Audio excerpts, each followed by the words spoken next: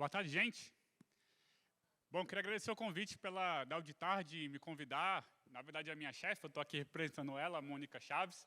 Resolvi vestir literalmente a camisa do Congresso para a gente conversar um pouquinho sobre segurança da informação, né?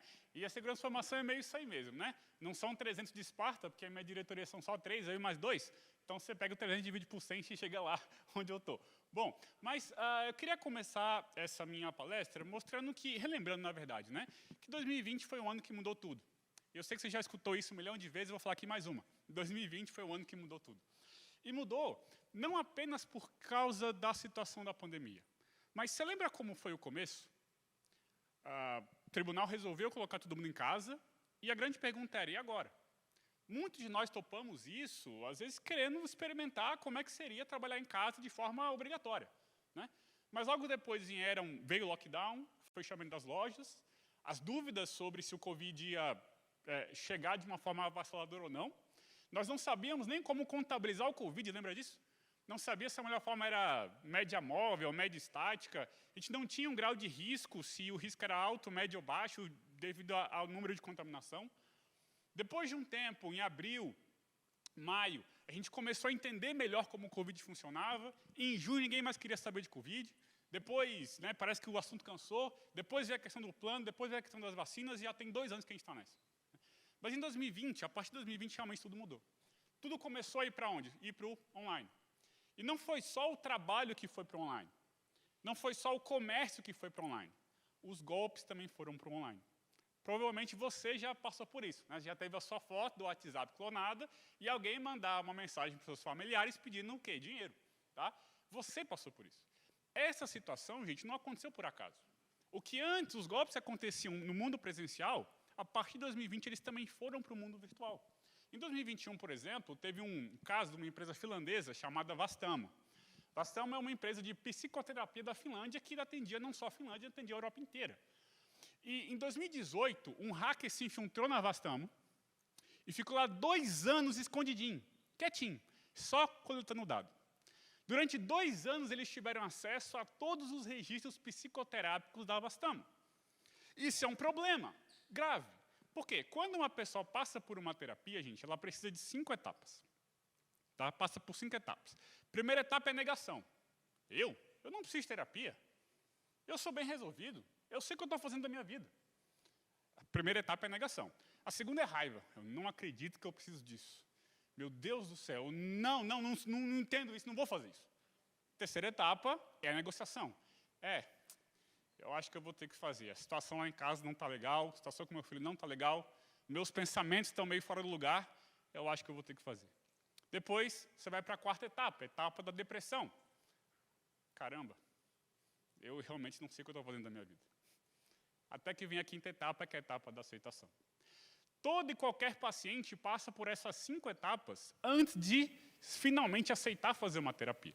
São pessoas com pensamentos suicidas. São pessoas com problemas de drogas. São policiais com dificuldade de controlar a ansiedade e violência. São políticos com medo de serem expostos. Pessoas com problemas maritais. Pessoas com problemas com filhos. E aí vem um hacker, fica escondidinho, rouba essas informações das pessoas e diz o seguinte: Vastamo, se você não liberar um dinheirinho para mim, eu vou pegar essas informações das pessoas e vou a público. Eles começaram a fazer isso para mostrar que eles estavam falando sério. Depois de um tempo, eles começaram a importunar os pacientes, as vítimas. Olha, se você não quiser a sua informação exposta, então você paga para mim em Bitcoin, claro, né? Então você paga para mim em Bitcoin. Essa situação que eu acabei de contar para vocês da Vastamo não aconteceu só na Finlândia.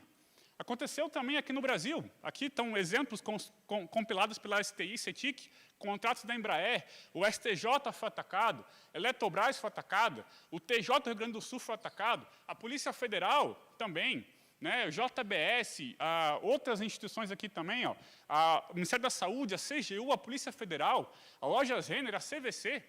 Isso tudo do quê? De 2009 para cá. De 2019 para cá. E o TCU? Você acha que o TCU é atacado? O TCU sofre 15 mil ataques por dia. Eu não errei no número, nem na unidade temporal. São 15 mil ataques por dia. Tá? 15 mil por dia. Okay? 85% dos e-mails não chegam na sua caixa de entrada. Sabia disso? Por quê? Porque a nossa equipe de segurança, ela já faz o quê? Ela já retém parte desses e-mails. Eu sei que você recebe e-mail que você não olha, né? Que você deleta logo, né? Alguns e-mails que a gente nem, né? Não tem valor para a gente vai e deleta. Mas o que você recebe é apenas 15%.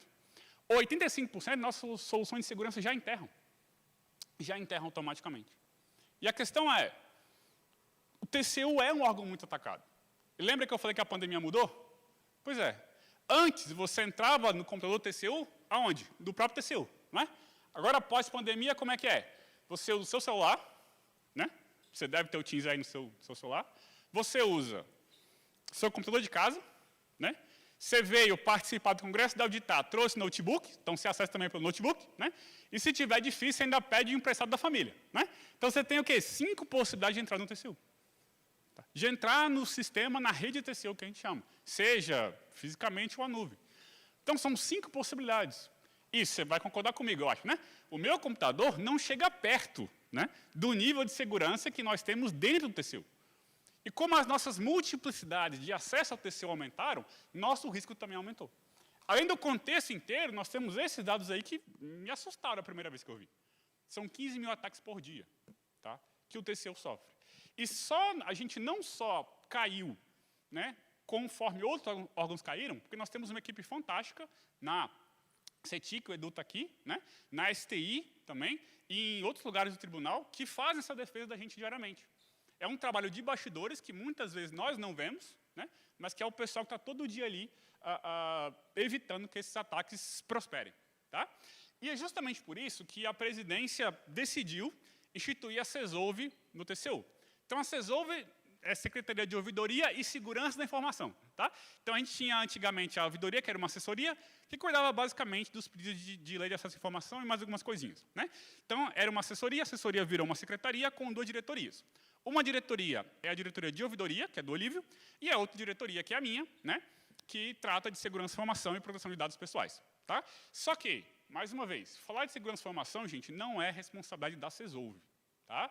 Tem um pessoal muito grande da STI, tem um pessoal muito grande da CETIC, tem um pessoal muito envolvido da SECOM, da SOMA, tem uma série de pessoas, tá, envolvidas também com esse tema. Então, de forma nenhuma, tá, é um trabalho privativo da CESOV.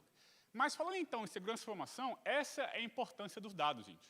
Nós vamos bater, nos próximos 5 anos, 181 trilhões de gigabytes em dados. O mundo inteiro, criando, transmitindo, armazenando, gerenciando, usando esses dados.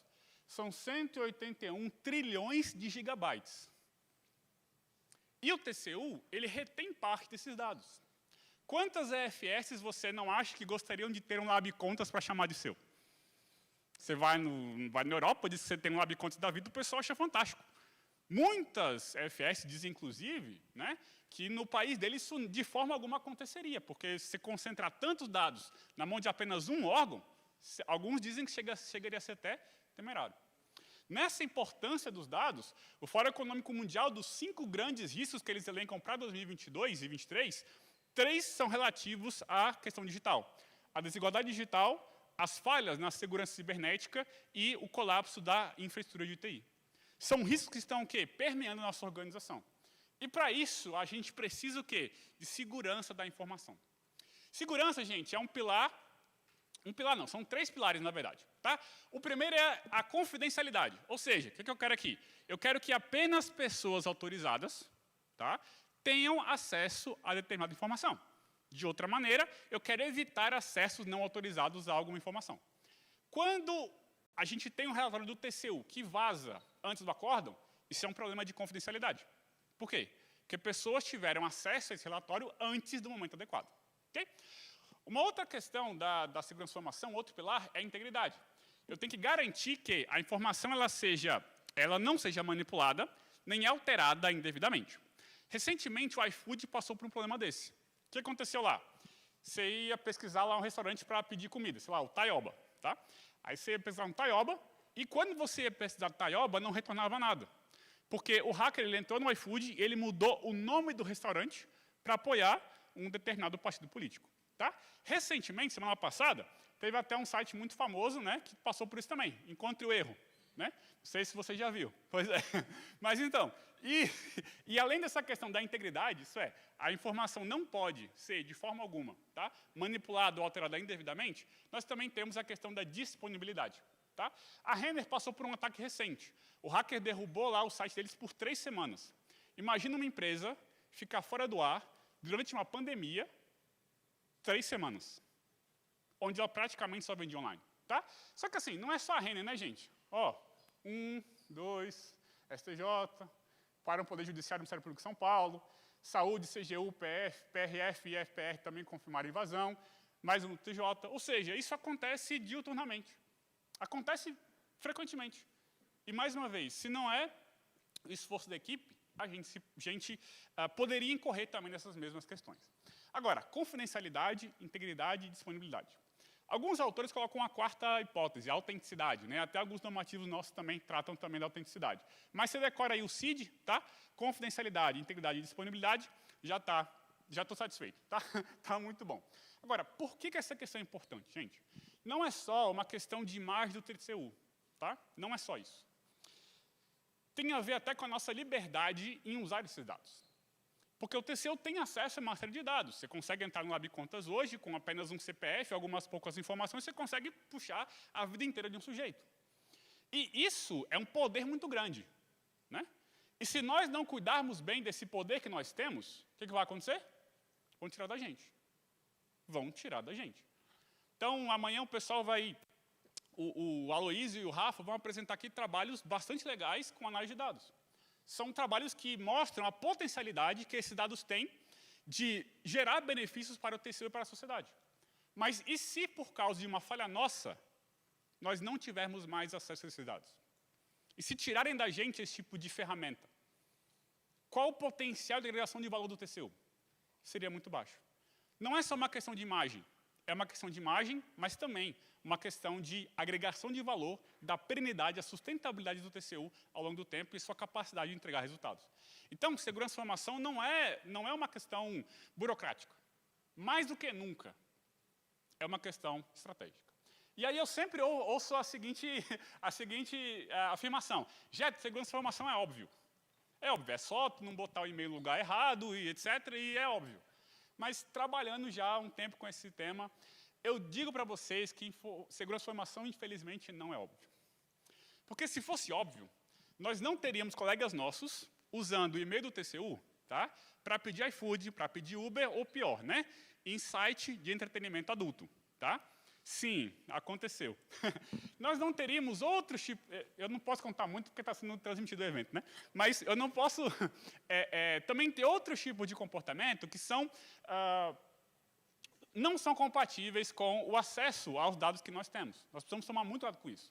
E não é óbvio por quê? Porque nós estamos falando de comportamento. Tá?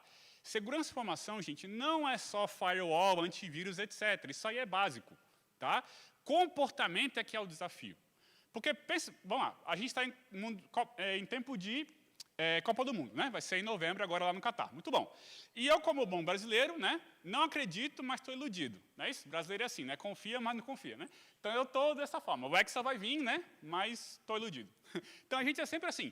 E um atacante, quando ele vai fazer o gol, ele não parte para cima do melhor zagueiro do adversário. Ele tenta explorar o quê? A parte mais fraca. E um hacker é do mesmo jeito. Para ele passar pelo firewall da gente, para ele passar pelo nosso antivírus, para ele passar por toda a equipe de segurança que a gente tem, é um trabalho cabuloso, um trabalho desgraçado, com perdão da expressão. Ele vai querer fazer isso? Não. Eles preferem o quê? Explorar o elo mais frágil, que é o quê? Sou eu e você.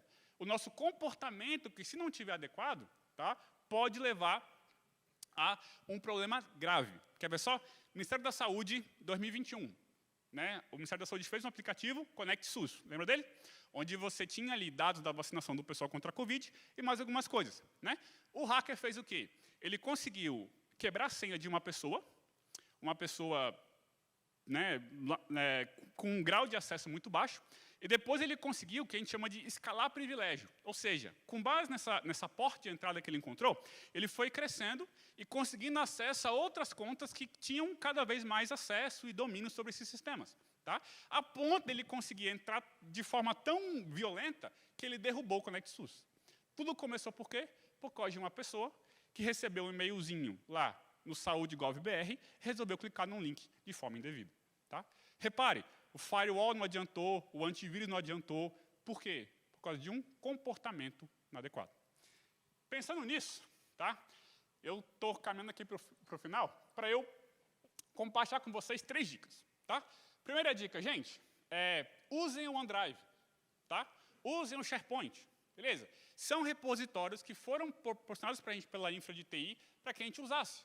Tá? Então, gente, anexo no e-mail é coisa do tempo do ronco. Tá? Você vai compartilhar um documento sensível internamente? Usa o Teams. Tá? Usa o OneDrive. Beleza? No Teams, você pode até selecionar qual é a pessoa que você quer que leia. Qual pessoa você não quer que leia. Se a pessoa ela pode editar o seu documento ou não. Tá? Então, você pode usar isso no OneDrive. Usa também criptografia. Tá? Você vai trabalhar com um assunto muito sensível, sei lá, acordo de leniência, né? Política comercial da Petrobras, política industrial da Imbel, sei lá. Tá? É uma informação sensível, maior risco, controles mais robustos. Então, você faz o quê? Usa criptografia. Tá? Outra coisa, cuidado com o e-mail. Tá? 2 cuidados. Primeiro, cuidado onde você cadastra o e-mail do TCU. Beleza? Segundo, cuidado com e-mails que você recebe um anexo, tá? Ou com e-mails algo do tipo, clique aqui agora, veja o link abaixo. Tá? Cuidado com esse tipo de e-mail. Beleza? Redobre a segurança, né? Ceticismo profissional. Lembra disso? Pois é. Então, aplica isso também às comunicações que você recebe. Tá? Então, verifica o remetente, vê se é isso mesmo, você estava esperando aquele documento ou não. Tá? Você estava esperando aquela proposta ou não. Tá? Então, cuidado com o e-mail. E, por fim, aqui, o duplo fator de autenticação, que foi uma coisa que entrou em vigor agora recentemente. Basicamente, é o quê? Você tem um códigozinho no seu celular e você usa esse código no seu celular para quê? Para entrar no site do TCU. Tá? Isso aqui foi o quê? Foi uma coisa que a gente implementou por acaso? Não. Tá? A questão do Ministério da Saúde foi um ataque que poderia ter sido evitado se o Ministério da Saúde usasse o duplo fator de autenticação. Tá? Se tivesse 2FA lá, o Connect SUS não tinha saído do ar. Beleza? Então, não é uma questão... Eu sei que é chato ter que procurar o celular, achar o códigozinho, colocar lá. Muitas vezes fazer isso algumas vezes ao longo do dia, né? Eu sei que é chato, mas tem o quê? Tem uma questão de segurança envolvida. Tá? E é justamente do FA que permite a gente manter, inclusive, um nível de segurança razoável com o teletrabalho. Tá?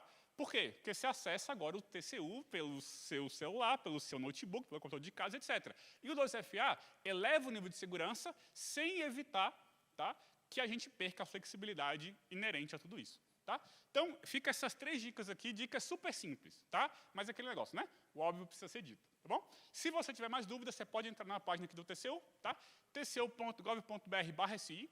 Qualquer dúvida você pode procurar lá, ou procurar diretamente a CESOB, que a gente vai dar um jeito aí. Se a gente não resolver, a gente sabe quem resolve. Tá? E a gente consegue encaminhar.